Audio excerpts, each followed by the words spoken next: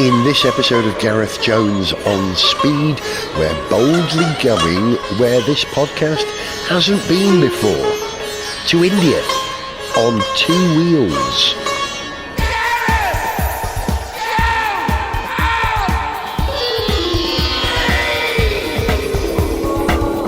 Hello, welcome to Gareth Jones on Speed in Dubai.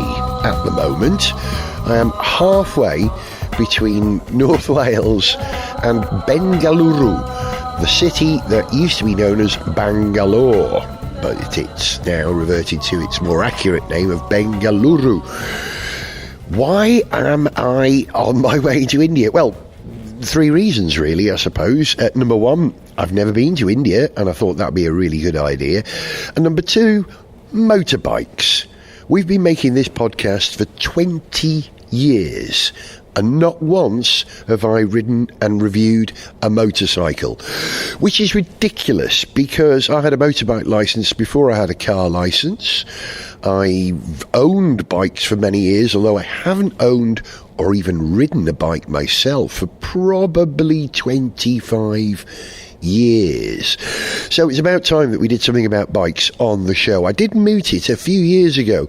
Unfortunately, neither Richard nor Zog have motorcycle licences or interest in motorbikes, so that idea went by the by. But I still thought I must do something about bikes. And a couple of weeks ago I was given the offer of flying out to India to meet a company called TVS Motor. They are the third biggest manufacturer of motorbikes in India. And a couple of years ago, they acquired a great name in motorcycles, Norton. Great British brand with a bit of a troubled history. I think they were formed at the turn of the 20th century. They started manufacturing bikes, I think, in about 1924. The company changed hands several times. It's a bit like Aston Martin. I suppose you could describe Norton as like Aston Martin or Lotus, a known brand, but it's been a bit troubled over the years. Never managed to fully compete with other motorcycle brands, mostly from Japan, some from Europe. Here's the best example I can think of. If you're my age, right, in your 60s, you'll remember when all police bikes were Nortons. Yeah, the Norton Commander and the Interpol, which was the civilian version of that bike. Great big 961cc thumpers. But of course, the British police forces moved away from Norton to Japanese bikes and BMWs for many years. Norton were well known in racing and they had Wankel bikes, rotary engine motorcycles. I was just reading a little bit of Norton's history, and very interesting that at one point during Norton's history, the Norton rotary engine was licensed for use in light aircraft. Interesting. Rotary engines are very good at maintaining the same speed constantly. That would make it a great aircraft engine. But Norton, who originally started manufacturing in Solihull in the West Midlands, a few years ago when they were acquired by another concern, set up a new factory in Donington Park. A very appropriate place for a racing motorcycle brand. They built their Commander there for a number of years, but unfortunately went bust. This is where TVS came in. TVS have continued manufacturing Norton bikes in the UK, but they've flown a whole bunch of journalists out from all over Europe to their headquarters in Bengaluru to find out more about TVS motorcycles. They make a whole range of all sorts of bikes, from cafe racers called the Apache. I like that, the TVS Apache Indian. And it's bizarre because this last week, while I've been preparing to come over here, I've been listening to lots of Indian music, and one of the tunes that plays over and over and over on my Spotify playlist is a song called India, Do You Really Know What's Going On, by Apache Indian, a rapper from the West Midlands who I interviewed many years ago. When was this? Well, 92 or something like that. And so the fact that there's a motorbike called the Apache makes perfect sense. Now, what are TVS's plans? What are they going to do? Are they going to manufacture components over here, ship them to the UK and assemble the bikes there? Are they going to develop the bikes in India? Are they going to develop the bikes in the UK? Who knows?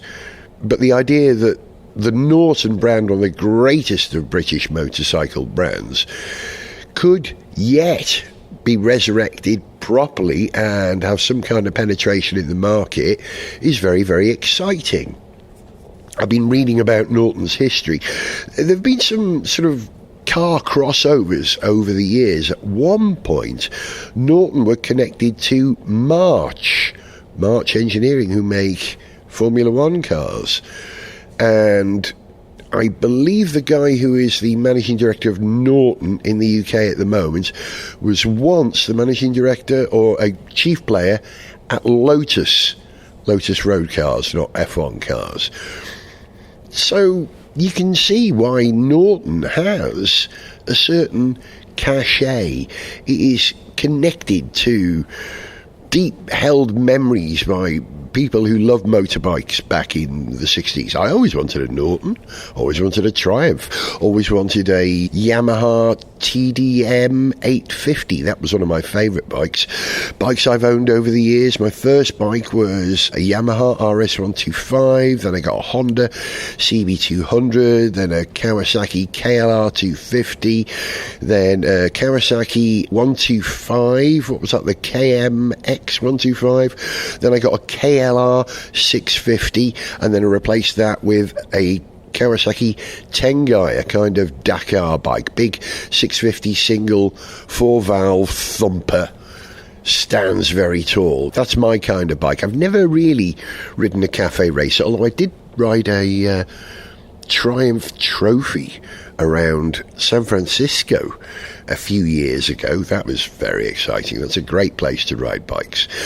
Now, this trip here, when I eventually get to Bengaluru, means I will get to ride a range of bikes. I'm guessing we'll ride some TVS bikes, but I'm hoping we get to ride some Nortons as well. So, I don't know if you've got an interest in motorcycles like I have. I'm guessing you probably have. If you're listening to Gareth Jones on Speed, you like cars, you like vehicles. You might not know a lot about motorbikes unless you've owned one, but here's your opportunity to find out about a great British brand that's back from the dead, I think, 3 or 4 times. Unlike Spock, who only came back from the dead once, Norton are back 3 or 4 times. Now, at the moment, I'm sitting completely on my own in the Emirates business class lounge at Dubai, and there's no one here. Well, there were people here earlier on, but they've all boarded their flights. But I've got 6 hours to kill between arriving here and my flight leaving for Bengaluru. And spent some of that time dozing here in the lounge. It is vast. I have never seen a bigger lounge than this. Without exaggeration, I would say it's quite possibly a quarter or half a mile long. It seems to occupy the entire 5th floor of Dubai Airport. Oh, by the way, the flight here, got to tell you this because you'll understand why I'm excited. I got to fly on an Airbus A380 for the first time in my life. I remember when it first came into service, which was probably 2005 or something like that. And I was working on A1 Grand Prix at the time. And we were racing at Sepang in Malaysia, and I'd heard that the A380, I think it was a Singapore Airlines A380, was doing a tour to test its ability to hook up to the air bridges and things at airports. And so I actually got on a shuttle from the hotel out to the airport. What's the name of the airport? Is it called Sepang? In Malaysia's main airport. Went out and saw it parked at a gate. An absolute leviathan of an aircraft. And Emirates, who fly the A380, one of the many carriers who fly the A380, I think have the biggest fleet of A380s there are. And as we landed here in Dubai, I counted 20 A380s all lined up at the gate. Magnificent aircraft. Having flown on it for the first time, yeah, it's everything that they say it is. Number one, vast. I flew business class. I had more room in my seat than I've even enjoyed on Virgin flights travelling upper class, which I've done many times over the years. Very, very nice. Even got to watch Formula One highlights on my giant screen on the seat back in front of me. It was gorgeous. But the best thing about this aircraft for me is that the wings for it were built in North Wales, just down the road from where I was born and brought up. I'm from Holywell in Flintshire, and Harden or Broughton, just down the road, perhaps 15 miles away, is where the Airbus factory is, where they used to build the wings for the A380 and are now, I believe, building wings for the A350 at the moment, and probably some other components for Airbuses there as well. So I'm realising all kinds of dreams here. My three reasons for coming here: number one, motorbikes on speed; number two, coming to India for the first time; number three, flying on an A380 Airbus. I am a very happy customer. Right, what time is it now? Let's have a look. 11:32. My flight leaves in 1 hour and 15 minutes. I'm keeping an eye on the board here because I've got to go on board. Now, this second leg of the flight, the first one was, 7 hours? Second leg is going to be something like 6 hours. And I get to fly on a Boeing 777, which I've never flown on either. I'm also not flown on the Dreamliner, so I'm ticking them off on this flight. So yeah, let's see how this next section of my journey goes. I feel slightly out of body, you know, that international travel thing where you sleep for 3 hours on a plane, then you wake up and you get to an airport lounge, and then you fall asleep for an hour in the lounge and wake up in a panic thinking that you've missed your flight. But no, I haven't. Actually, I'm wondering if I have missed my flight because it's so very empty here. But in the remaining hour I've got here at the airport, I think I'm going to go and explore, because it's been 20 years since I was last at Dubai Airport, and it is enormous, an airport of the same scale as the A380. So, bit of a walk around before boarding my flight, and then I'll speak to you when I'm in India. And as they say in India, Namaste.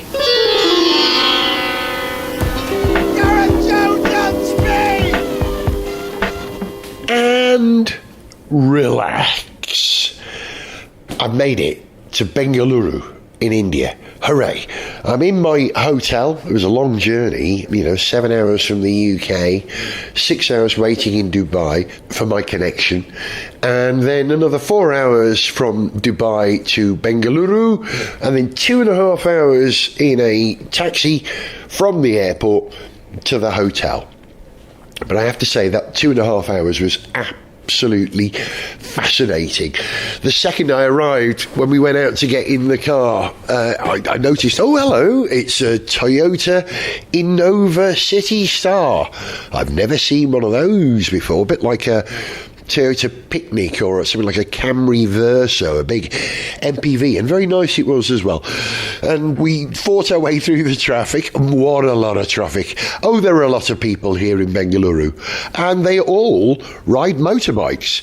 So many motorbikes here, lots of cars. The cars are interesting. What did I notice in the car park? Loads of Hyundais, loads of Kias, loads of Tatas, loads of Maruti Suzukis.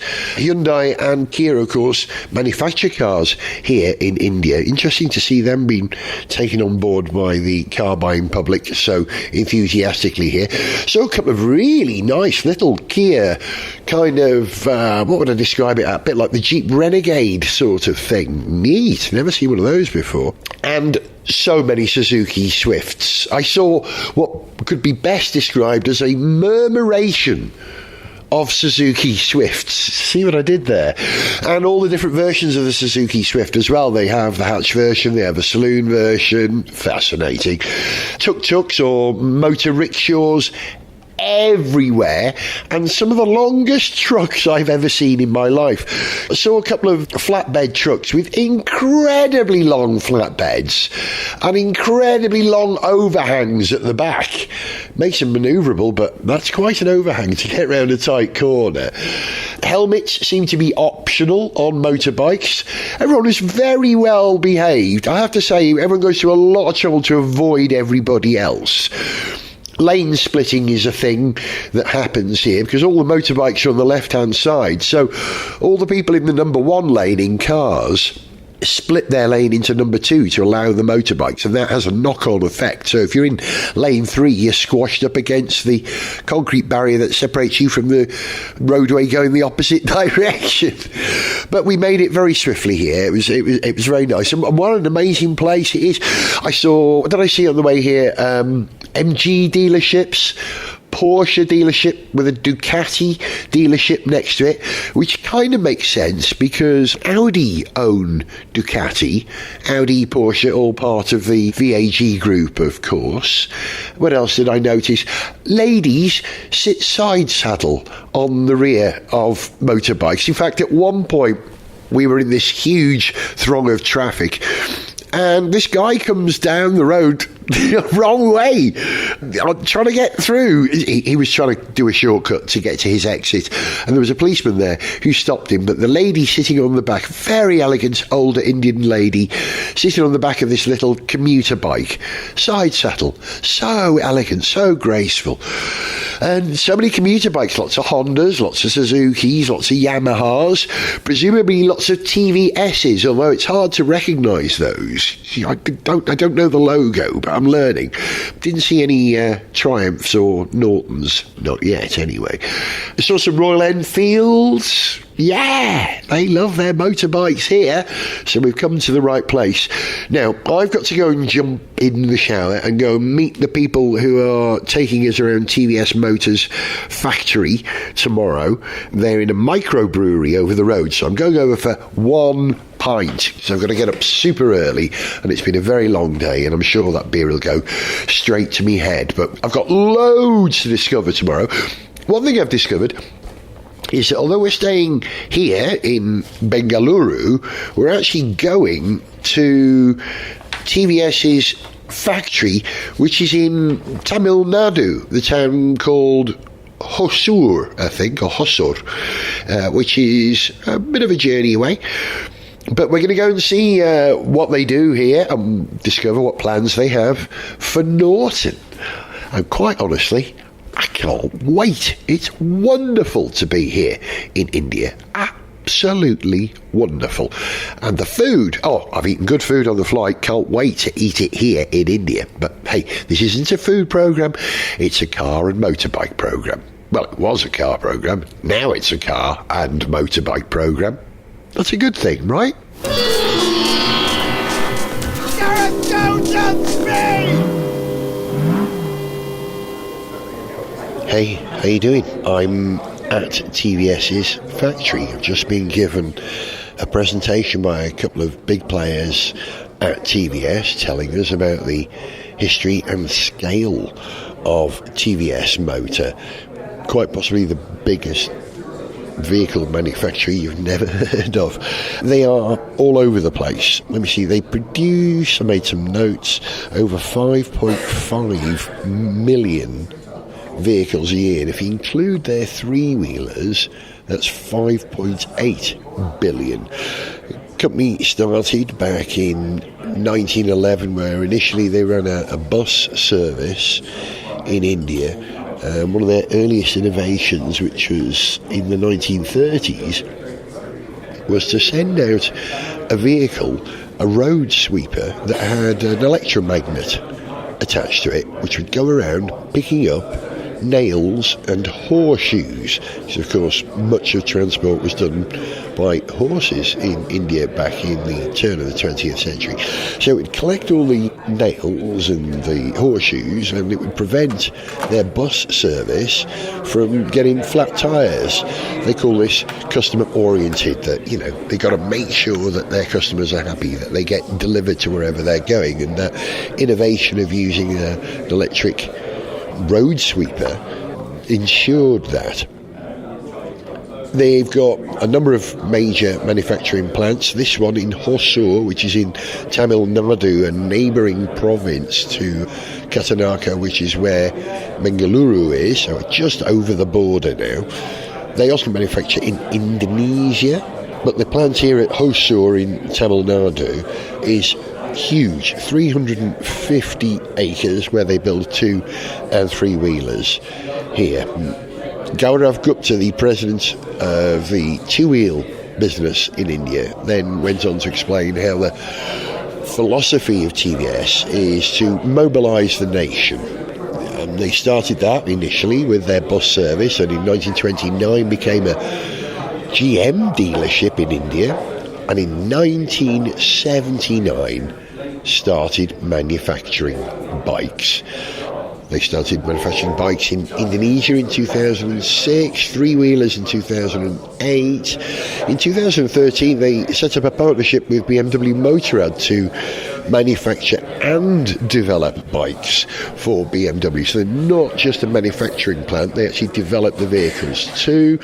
They turned towards EVs, adding them to their lineup in 2020, and in 2022 moved into what's called the super premium motorcycle market. In other words, they acquired Norton, which will give them a presence in a part of the market which they haven't had before. In 2024, their turnover was $4.2 billion. Not just from manufacturing, they have a finance company and housing as well. Similarly, Ford make most of their profits from their bank and loan department, so I guess it's a similar model there. They say that they are obsessed with customers. They're obsessed with exactness and sustainability, two of their core values. They're in 90 countries or more around the world, with what appears to be the exception of Australasia, Canada and China. Seem to be everywhere else. They had a partnership with Suzuki many years ago, but have moved away from that now. They are the third biggest manufacturer of motorcycles in India, which begs the question, who are the two biggest? Is that Honda and Suzuki? I'm going to try and find out. We don't really know TVS bike brands in the UK, but their biggest brand is Apache, which is their sports bike, I suppose. The RTR 160, one of their Apaches, has got a reverse inclined double overhead cam engine that was introduced in 2017, so they're proper innovators. They have a range of scooters called Jupiter, and they've got a range of commuter bikes which I think is called HSX. I'll find out more as we take a tour of the factory in a minute. 25% of their profits comes from export, which means 75% of the company exists because of the Indian market. They've invested £200 million in that movement into the premium sector.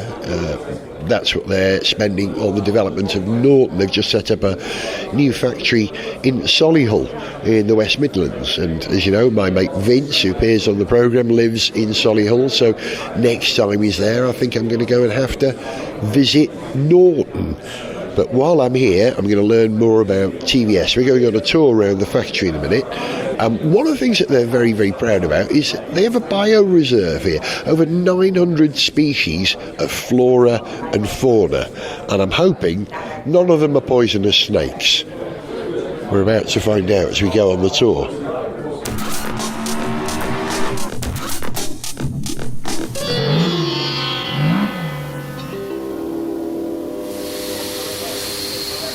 Listen to that. That is the sound of motorcycles and mopeds being manufactured. I'm inside the production plant where they build TVS motorbikes, and it's quite quiet, surprisingly quiet and very tidy.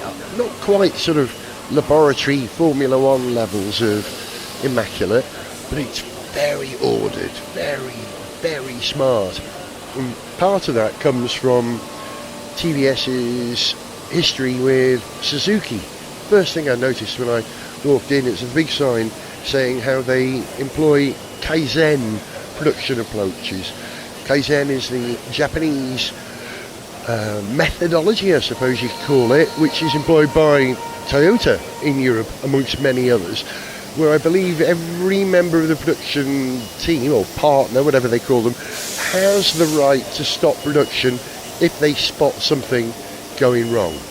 Although this factory is pretty quiet, in order to be able to hear the guided tour that we're on, we've all been given headphones, and as we go through each section, somebody is explaining what's going on, and so we can hear everything.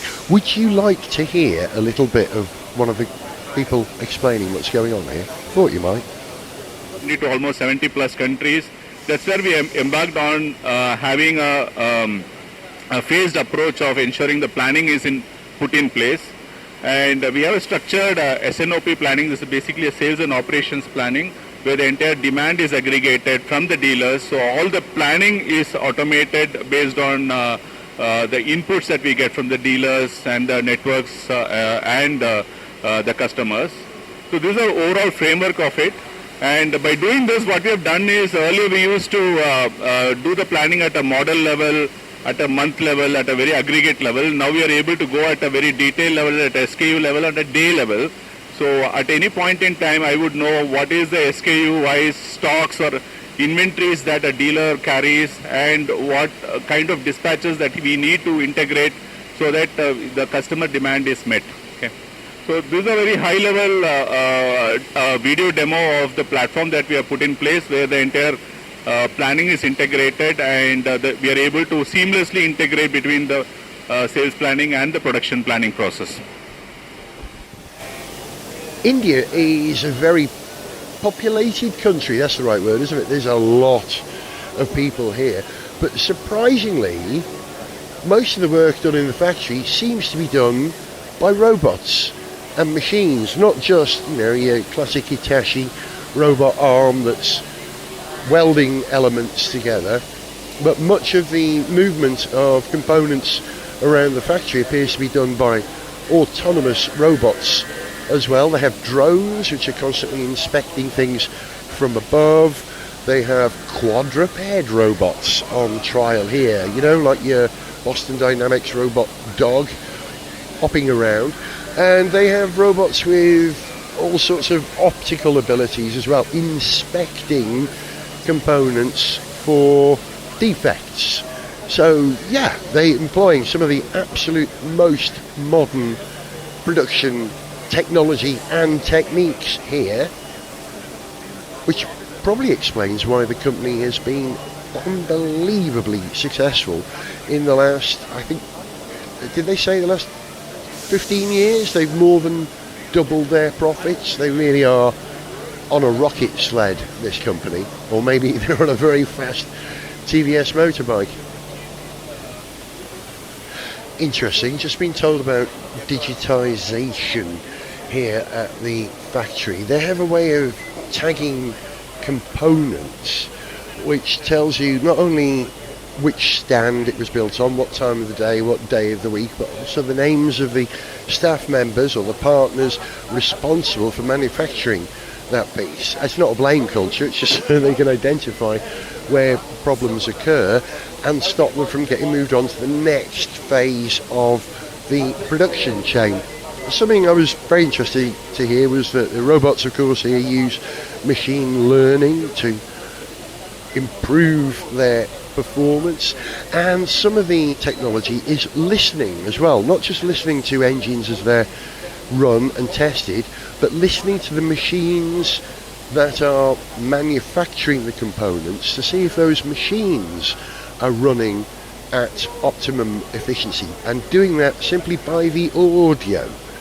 Interesting. We're entering now into a sealed area of the construction facility where it's almost a clean room, and you can tell it's a clean room by this sound. Listen to this.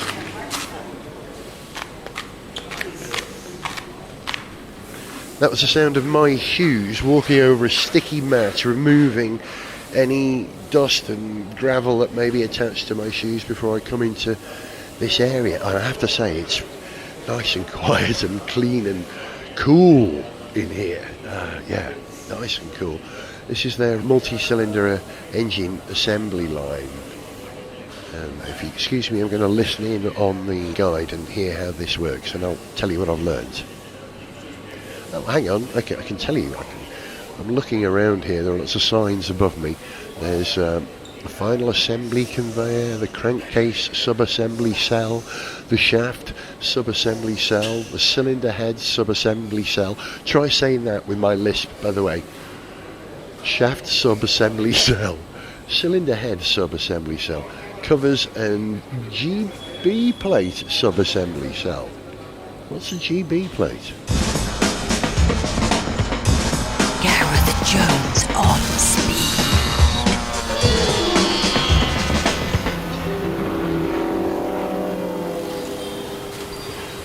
I'm watching the final assembly line at the moment, where you've got a conveyor moving.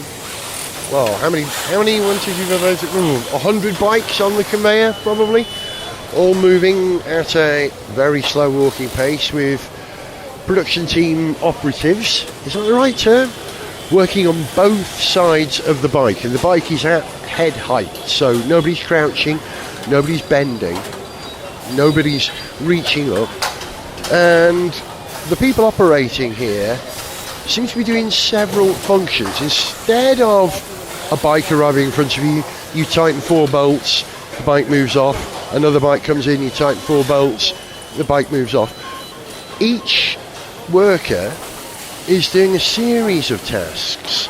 They'll put on a component, they'll screw that component in, they'll put the tool down that allowed them to do that, pick up another tool which is hung from a suspended rack above, and do a separate operation. So I'd say every person is doing 2 or 3 different operations, which I'm hoping alleviates boredom for those working on the production line. And I do have to say, I'm very impressed at the number of women working here. Certainly in the final assembly line, almost 50% of the people I can see in front of me, and there must be 100 people on this line, are women. That's good. Yeah, I believe TVS have won awards recently for their diversity, and that includes gender diversity. And yeah, it's evidenced by the people putting these bikes together. That's it for this episode of Gareth Jones on Speed. In the next one, find out how I got on thrashing some of TVS's bikes around a circuit in Bengaluru. Remember, I hadn't ridden a motorbike for 25 years or more, so I'm sure you'll want to know how that went. I also talked to a proper bike journalist, Toad from visordown.com. He tells me what he thinks of the bikes we rode. And finally, a dig deep into what we can expect from the next generation of TVS-owned, British-built and designed Nortons. All that and more on Thursday the 24th of October. See ya! If you enjoyed this show, then please like, share and subscribe. For information on how to contact the show, see pictures, read song lyrics, follow us on social media, or to sponsor this podcast, go to garethjones.tv. Gareth Jones on Speed is made in Wales by Whiz Bang.